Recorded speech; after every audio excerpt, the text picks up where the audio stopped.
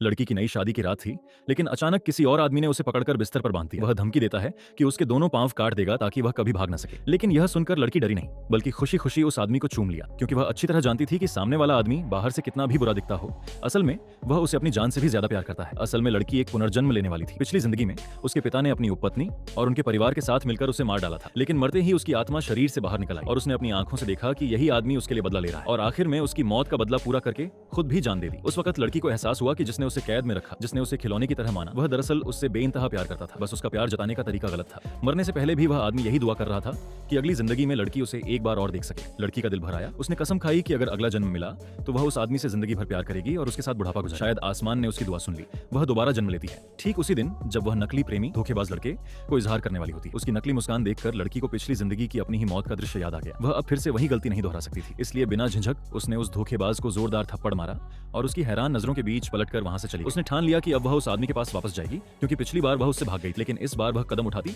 उससे पहले ही आदमी आकर उसे जबरदस्ती अपने घर ले गया। उसे सही सलामत देखकर लड़की की आंखों में खुशी के आंसू आ। जब लड़की ने दौड़कर उसे गले लगाया तो आदमी उलझन में पड़ गया। उसे लगा कि शायद लड़की फिर भागने की कोई चाल चल रही है। तभी धोखेबाज लड़का बीच में आ गया और बोला, चाचा आप लोग एक दूसरे को जानते हैं, और खुद को बचाने की कोशिश करने लगा। लेकिन आदमी ने उसकी एक भी बात नहीं सुनी और लड़की को उठाकर सीधे घर ले आया। धोखेबाज लड़का अंदर ही अंदर खुश हो रहा था। उसे उम्मीद थी कि यह चाचा लड़की को जरूर यातनाएं देगा और मार डालेगा ताकि वह लड़की की दौलत पर कब्जा कर सके, लेकिन यह उसकी सिर्फ कल्पना थी। घर पहुंचते ही आदमी ने फिर से लड़की को बांध दिया। पिछली जिंदगी में लड़की इसी सख्ती की वजह से उससे डरती थी और दूर भागती थी। इस बार वह आदमी से प्यार करती थी, लेकिन उसने ठान लिया कि प्यार का यह तरीका अब वह बर्दाश्त नहीं करेगी। इसलिए जब आदमी ने उसे कोड़े से मारने की तैयारी की तो लड़की ने कोड़ा छीन लिया और उल्टा उसे अपनी ओर खींच लिया। वह मुस्कुराई और बोली, क्यों देख रहे हैं राजकुमार, अभी तो आप कह रहे थे मुझे सजा देंगे, तो फिर एक बार झुकने पर ही क्यों रुक गए? क्या हुआ, कहीं आप अभी तक कुमारे ही तो नहीं है? आदमी हक्का बक्का रह गया और लड़की की शरारत देखकर गुस्से और हैरानी से भर गया। शेन चिंगचू, तुम हद से ज्यादा मत बढ़ो।